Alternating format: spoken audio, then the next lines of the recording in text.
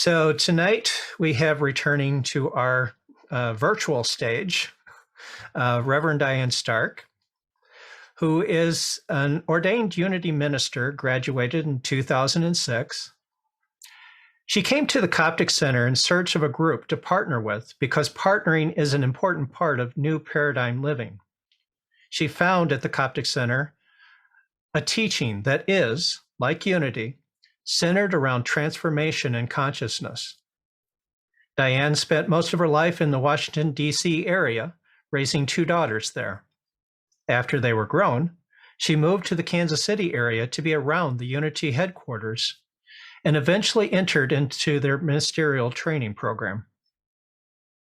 She came to Michigan to take a position with Unity in Grand Rapids, followed by becoming minister at Unity of Muskegon, where she has been the spiritual leader since 2013. Diane is keenly interested in designing event gatherings that provide an experience of deep heart opening for all ages. Her presentation tonight is titled Communication Person to Person. Well, it's just always a delight to share with you folks at the Coptic Center. It's very precious to me. And before I launch into my outline about communication per se, I'd just like to share a little bit about the fact that my daughter Becky spent the last 3 weeks here in my home with her 5-year-old Aurora. And I saw some astonishing things that I just have to tell you, it's just incredible. Well, first of all, when they were getting ready to travel, it had been a long time in between paychecks for them. You know, they're both mother and father are artists, and they don't get paid regularly. they were you know, they were scraping the bottom of the barrel, and but you know, they had enough to get by. But I'm just saying, it was very timely when Aurora and Becky were on a walk, and Aurora saw a dog. Now, did I tell you this story already? I didn't, did I? No. Okay, so she sees the dog curled up under a tree, and she walked over to the dog and she said to her mother, "This dog needs our help, and we have to help this dog right now. We cannot go one step away from this dog. We have to help him or her." And so Becky went over and looked at the collar, and there was a phone number on the collar, and she called the phone number, and she reached the owner, and the owner said, "We've been looking for my dog for 24 hours. I've been walking the streets constantly. And so I was so worried about him. I was out of town, and a dog walker was walking him and dropped something accidentally on him and scared him, and he ran away. And I want to come and get him right immediately." So the owner came as fast as she could on foot. She was about half a mile away. She got a cab the last few blocks. The dog was so exhausted and dehydrated, it couldn't even get up to come to her. And so they had a very fond reunion. And it turned out that there was $1,000 reward for the dog. And the owner said, you know, "I'm so grateful, you know, we have $1,000 reward for whoever helps us find the dog." And Becky said, "Well, ordinarily I wouldn't even take it, but gee, it comes in awful handy right now." And that was all because little Aurora was so sensitive to that animal. So now fast forward a little bit, just recently, while they were here, I learned that Becky's been very passionate about having a gathering, having an event in the town of Los Angeles to promote the awareness of the trees, because the trees are in great danger. First of all, because the city itself is pruning them too harshly, too brutally, and actually destroying them in the way that they're pruning them. And so she's trying to bring awareness to this and to everyone to protect the trees more. And she was having a lot of trouble getting cooperation from the city council. So she'd done a lot of preliminary work. I'm cutting a long story really short. This is just the pivotal point. And they were going to have an appearance. She and her partner, Aurora's mother and father, Becky and Nate, were going to speak to the City Council of Los Angeles about having an event to promote awareness of the trees. Well, the morning of the meeting, Aurora says, I want to go to the meeting because I have something to say.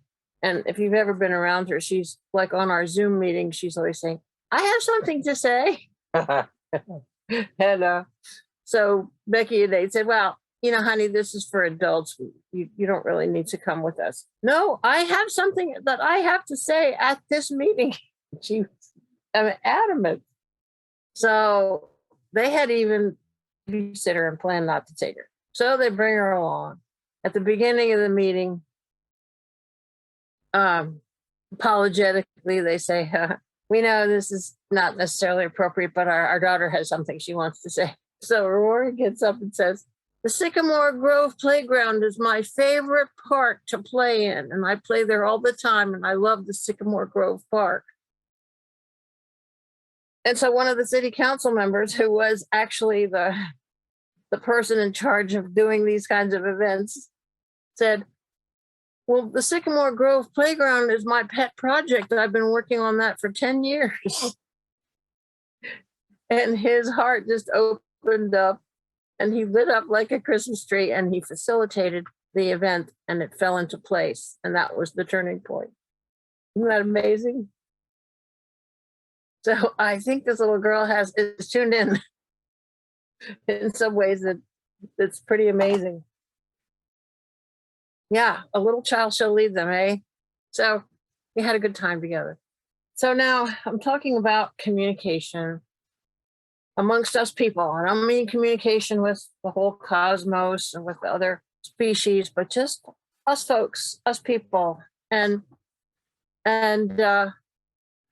we are creatures that think in abstractions, and our abstractions are carried by words.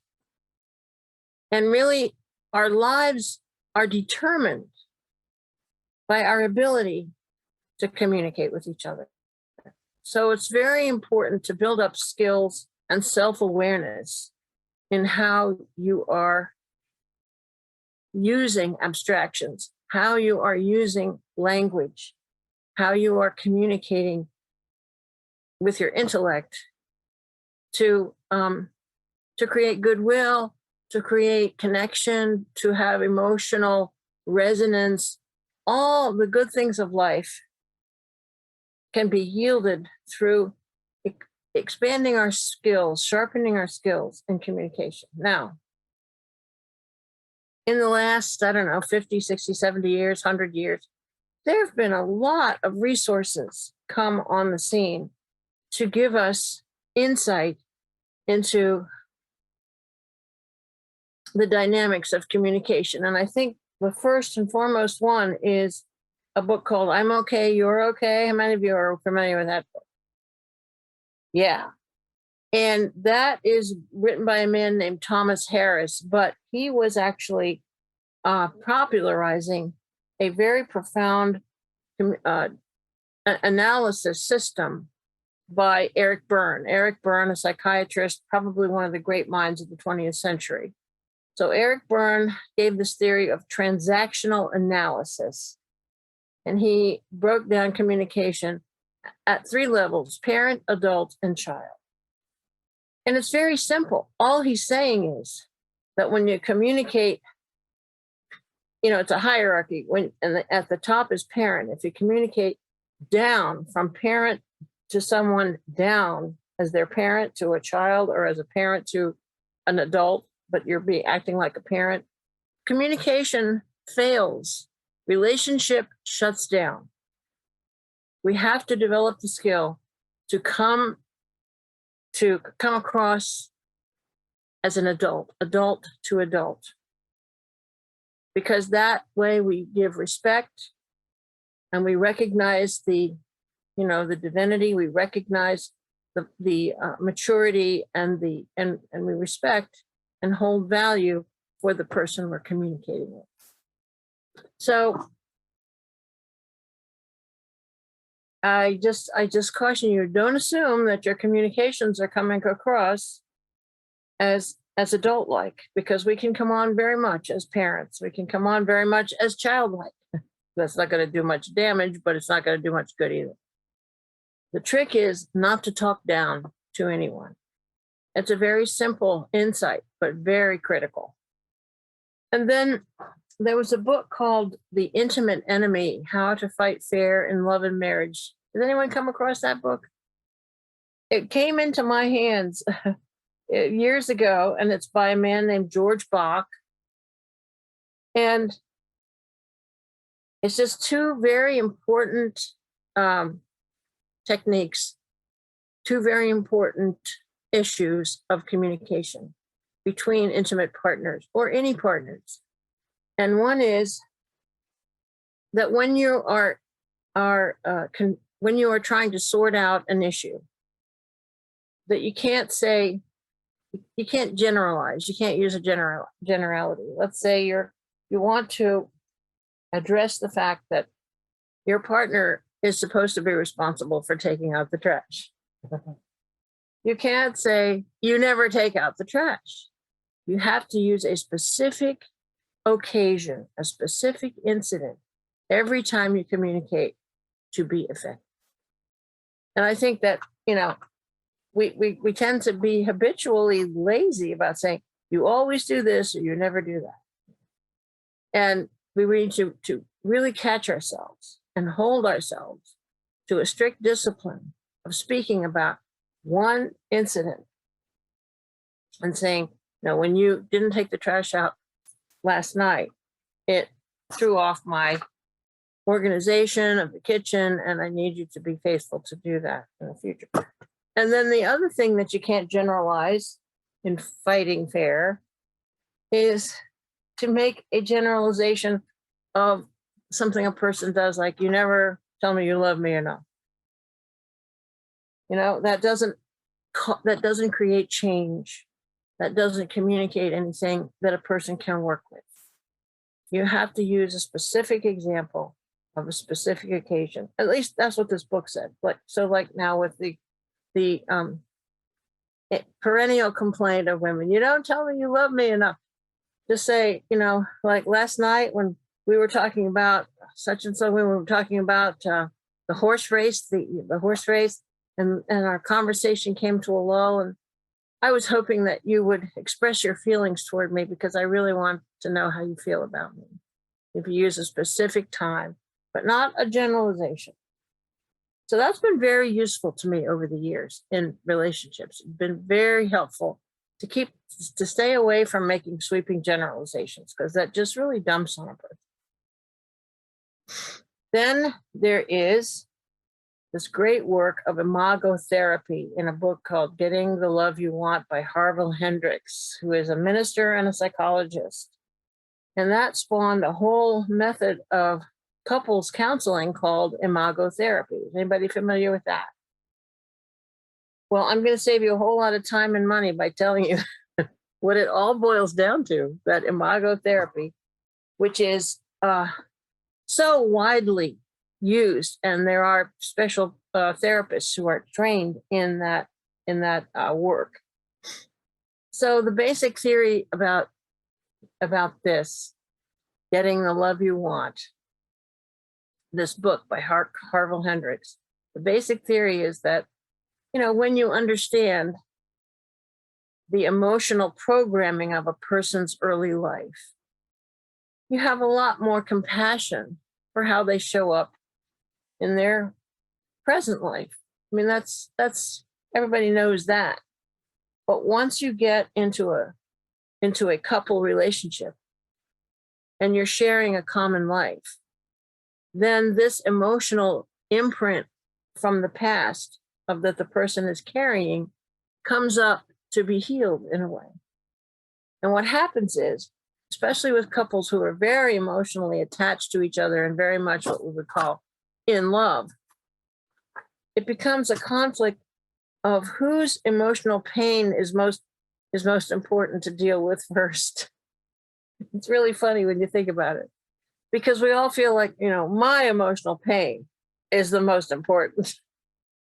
And in imago therapy, all they do is simply enable a couple to be able to communicate and hear each other's emotional pain in some kind of order that doesn't, result in just a deadlock. No, it's kind of like who's going to go first to tell about their emotional pain. And I've seen this over and over. It's kind of like, saying, well, my emotional pain is more important than your emotional pain. And if you really love each other, you'll come down from that.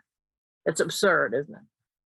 So that's another communication skill of being able to hear another person's programming from their past, their deep emotional dynamics, and have compassion for the way it shows up now. And also have space for your own emotional programming and how it shows up now. So that's a beautiful thing when you get that going. Then there is Nonviolent Communication by Marshall Rosenberg. That's kind of a handbook that a lot of places have used, especially at Unity Village. They, in the ministerial program, they teach that. Have you all come across nonviolent communication? So in nonviolent communication, the key skill, the key insight is to listen to what the person needs in the moment. So, a person shows up being upset, complaining, attacking, whatever it is that they're showing up with, and the other person responds with, "Well, I see that you need to have a feeling of order right now," or "I see that you need to feel that you're being accepted and heard right now," or "I see that," whatever it is that you can extract from what they're saying, and give them feedback that you understand what need is driving their, whatever it is, hostility or upset. It all flows together so much more easily. And one of the things they taught in nonviolent communication for children is to say, what would make life wonderful for you right now? And a lot of times the child can't even answer anything, but just asking them takes them out of their distress. Then there's, if you've heard of landmark education, I know Michael Joy has talked about my landmark communication. Landmark has 2 communication courses after the basic course, and it's all very, copyrighted. You're not supposed to share outside of the course what the material is, and I respect that. But I'll just say that when they're selling their communication courses, they are the ones who say, our lives are given by our ability to communicate. And it's very important. Then Gary Simmons, I've been around when somebody mentioned The Eye of the Storm, a book by Gary Simmons. Anybody recognize that? Well, Gary Simmons is a Unity minister who wrote this book, The Eye of the Storm, about how to resolve conflict. And one of the main points that he gives is that whenever there's conflict, there's usually a piece of information that's missing. And if you say, tell me more, when in the midst of conflict, and a person is going off, and you say, well, tell me more. That's the opposite of, that's what we usually do. We usually try to counter the force with equal force. But he parallels it to martial arts, that in communication, if we counter the person's attack with non-resistance, it diffuses the adversarialism about it. And I have a really good example of how I learned that the hard way. You want to hear? Yeah. So my first job there in Grand Rapids, as I said, I came to Michigan to work in Grand Rapids. I got into such a hassle with the youth ed department. You wouldn't think that would happen because I love children so much. And it was Mother's Day Sunday. And I had said I would like the youth education teachers to let the children come up to the front at the end of the service, to close the service with all the children at the front. And the youth education director said, well, we don't want to do that. I couldn't understand that. I said, well, it's, something that would make the service, close on a lovely note for Mother's Day. And I want you to do that. Did I say why? No, I did not. I did not say, why don't you want to do it? And I found out much later, and bless their hearts, they were afraid to tell me that a mother and daughter had rehearsed a duet to sing for the close of the service. And they were assuming that by having that ending, the children all come up, it would remove the possibility, the opportunity for the mother and daughter to do their duet. And so the mother and daughter did not get to do their duet, and I never even knew that they had rehearsed one. And I was so sorry about that later, that I didn't listen. And a piece of information was missing, and that was the cause of the conflict. So that's for communication. This book called The Eye of the Storm by Gary Simmons. Then there's a book, I'm sure you all know this book, Power versus Force by David R. Hawkins. And he says that the truth, it can always be distinguished from a lie by using muscle response testing. By just, put person's arm, asking the question in a certain way. Is it true that such and such? And if the arm goes down, no, it's not true. If the arm is strong, yes, it is true. So that's kind of an interesting aspect of communication.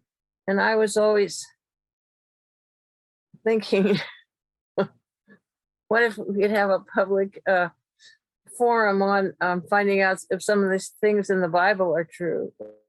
Was Mary really a virgin? Yes or no?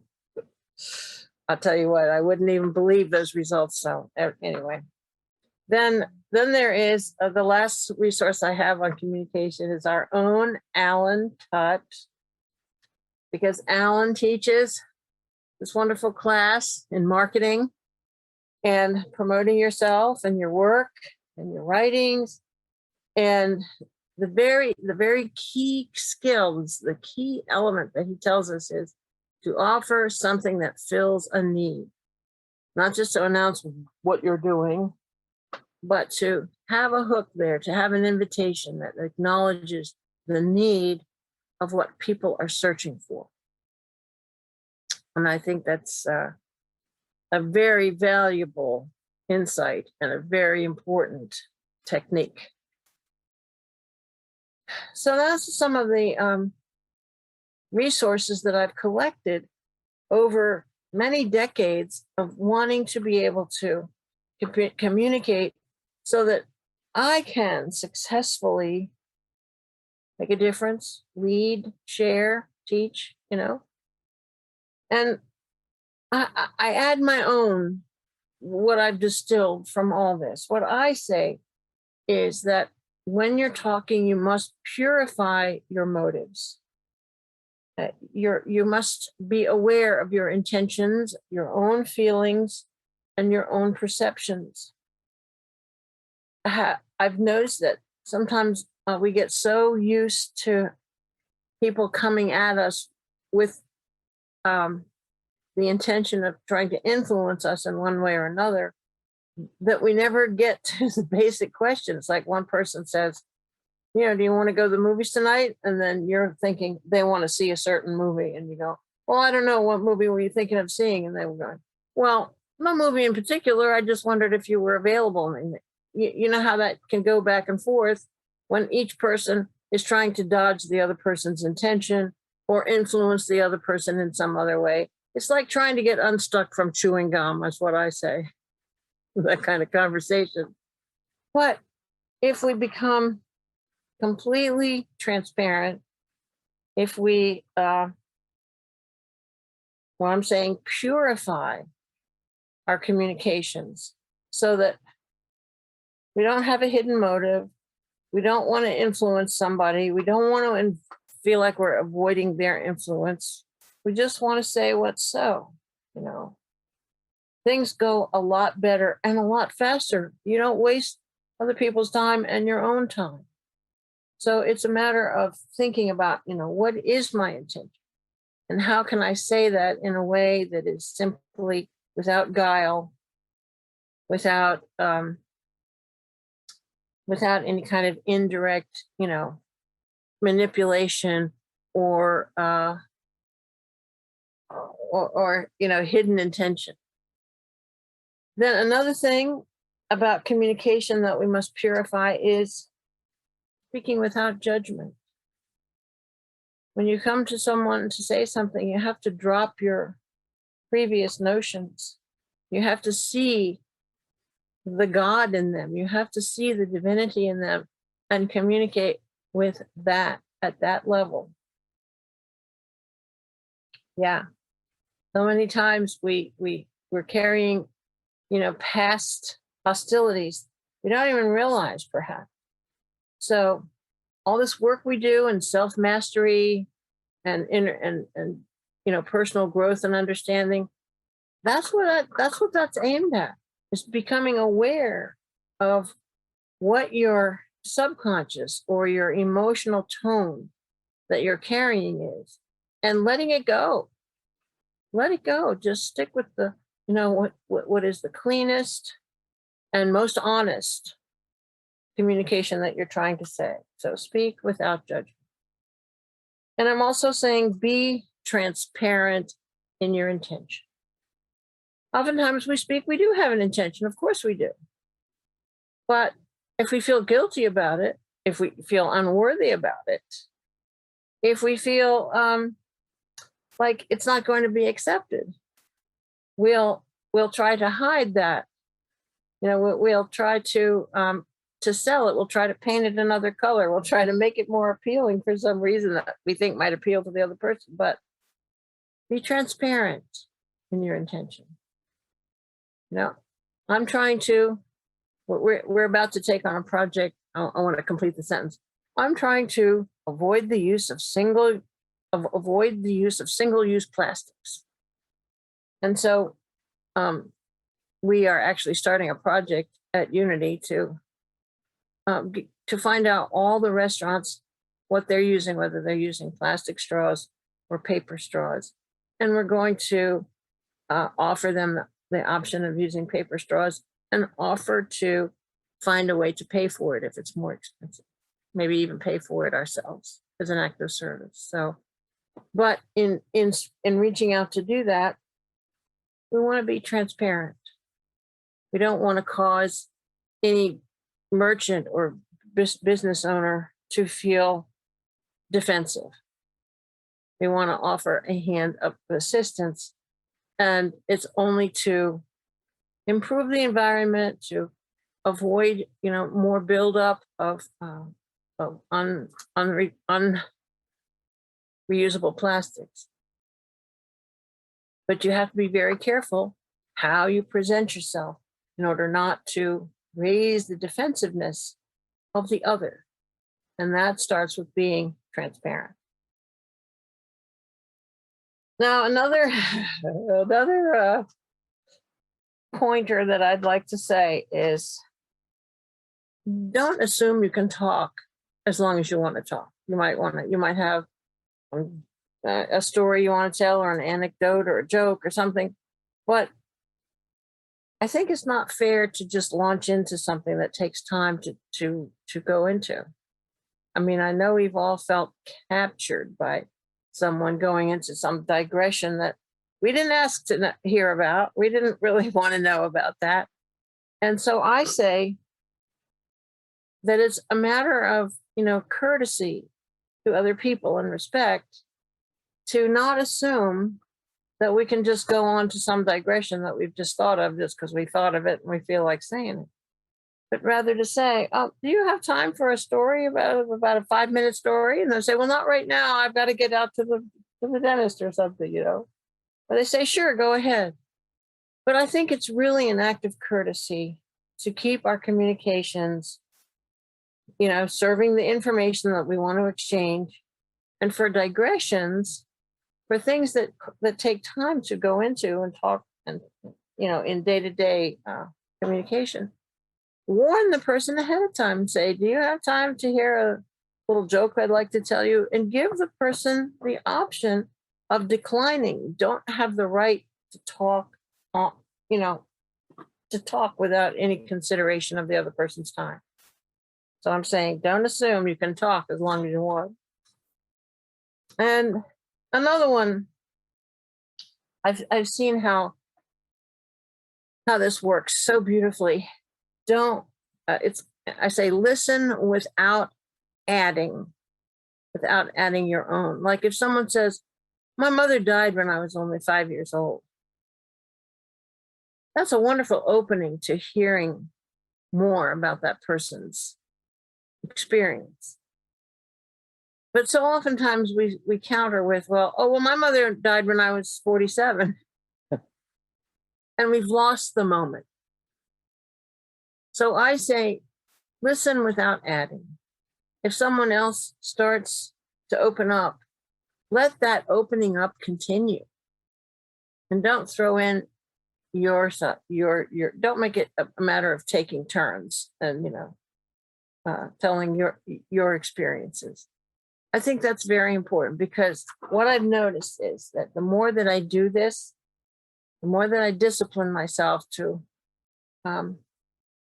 listen when someone happens to touch on something very personal and they say something personal, that I just say something back like, "Well, how did that affect you?" And it opens up more and more. And I get a much deeper heart connection with that person. And I've actually cultivated some surprising new friendships since I caught on to this dynamic, and not succumb to the temptation to like make it a taking turns. Well, my mother died when I was 16. Well, my mother was not in good health. Well, my mother was in good health. Where does that get you? There's no heart connection there. See? So I exhort you to listen without adding your side. And lastly, I want to tell you that Sadhguru, I found this thing on YouTube. Sadhguru says that the way to make people follow everyone, he said, the headline said, "How to make everyone fall in love with you." Well, that struck my curiosity. That would certainly help our popularity if everyone fell in love with you, right? He says, the way to make everyone fall in love with you is to fall in love with them. But he didn't tell us how to do that. But this brings us to a very potent reality. All that anyone wants from anyone is to be liked, to be loved. So I say, get in touch with that. There was an exercise that I was part of in some retreat, where we went into pairs, and each person in the pair took a turn to sit in a chair, and the other person would continue to I would say badger them almost, and say, demand to them, "What do you want?" And then you'd have to say something. And then after you said that, they'd say, "What do you want?" as if you hadn't said anything. They just kept asking you, "What do you want? What do you want? What do you want?" And I feel as though I had a real deep revelation in that exercise, because I ended up, and I was too shy to say it, but I said, what I want is for you to like me. And I think that's universal. What we all really want from one another is to be liked, to be loved. That is the naked truth. Others want love. We want love from others. And communication is the way that love gets expressed. So I say, let communication serve love. Not dependency, not influence. I'm saying communication is not to serve dependency. It is not to serve creating influence. Communication is to serve love. And it makes me think of the song that Bob Dylan wrote, as he so astutely expressed the song, All I Really Want to Do. And I have a little abridged version for you here. I ain't looking to compete with you, beat or cheat or mistreat you, simplify you, classify you, deny, defy, or crucify you. All I really want to do is, baby, be friends with you. I ain't looking to block you up, shock or knock or lock you up, analyze you, categorize you, finalize you, or advertise you. All I really want to do is, baby, be friends with you. I don't want to meet your kin, make you spin or do you in. I ain't looking for you to feel like me or be or see like me or be like me. All I really want to do is, baby, be friends with you. So let's all be friends. Thank you. Absolutely wonderful, Diane. Thank you. Thank you. I really like how you focus on very practical information here. Not the same old stuff that we keep hearing over and over and over again, which, although it's good information, there's a limit to how many times you need to hear something before it sinks in. And getting this new information, even if it is a little bit of a review in some cases, there is some new information regardless. That's very good. I really like that. It reminds me of a little bit. There's a part of that reminds me of the Dale Carnegie material as far as how to win friends, influence people. And I don't know if it comes from that or if it's something else that I remember reading somewhere else, but you can make anyone think that you're a great conversationalist with just 3 words. Tell me more. Yeah. Tell me more. Yeah. Tell me Yeah. more. Yeah. So true. Well, you know, when John asked me for a title, a topic, you know, I've been all over the map recently with stuff that we're learning about and thinking about. But what I realized that is what I'm always thinking about. There's just a constant, you know, thread of concern in my heart about communication. And so it just, you know, a lot of times we can't distinguish what is the constant thread that's going through our daily lives. You know, it's so embedded in our experience that it's kind of hard to tease out. But this was it. This is it. This is the most important issue in my life right now, is how I'm communicating with other people. Well, it's very good information. Gives you something to think about. And as I said, we do work a lot of this work in our courses, our self-mastery courses, our, you know, the steps toward ordination with Coptics. We're always working on these things. It's a great topic. You're the perfect one to do it because you do it all the time. And I want to listen to it again. I'd love to read all those books. Yeah. I wish I knew this stuff 50 years ago, right? That's what I wish I knew. Yeah. You were wonderful, Diane. Well, thank you for giving me the chance. Oh, yes.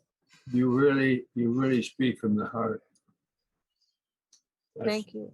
She's such a great communicator. The heart. Yeah. you gave some excellent suggestions that I really want to try. Thank you.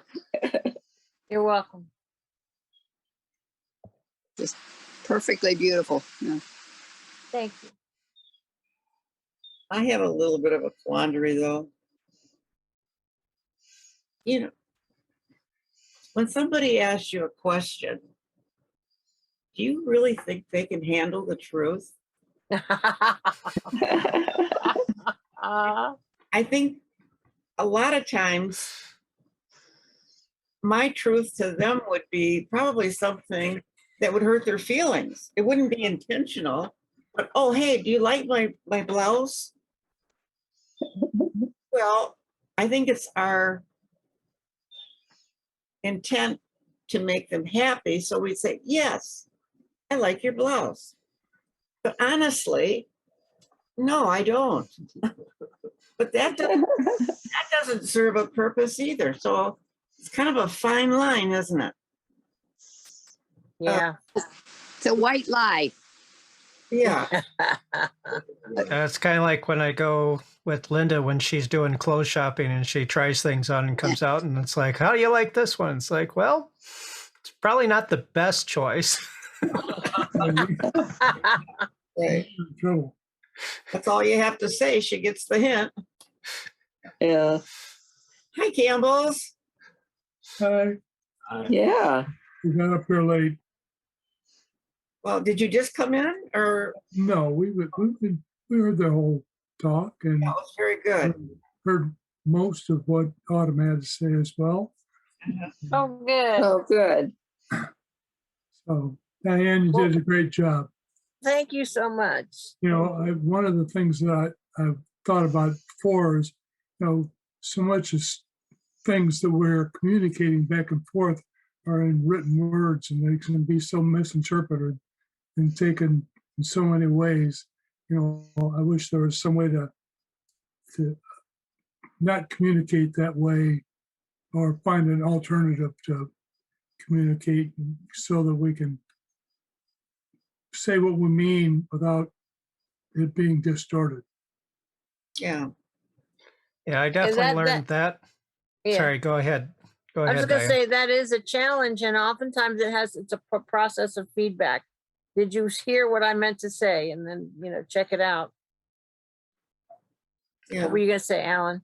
I was just going to say, I definitely learned that when doing my email list. I have an email list that I've been running for quite a number of years, but there were a number of times when I would write an email to go out to the list, and I would include bits and pieces that I thought were kind of humorous or a little bit of a joke, and they didn't always come across that way. And I would get a few emails that people were responding to the words, but as if they were said in a different way.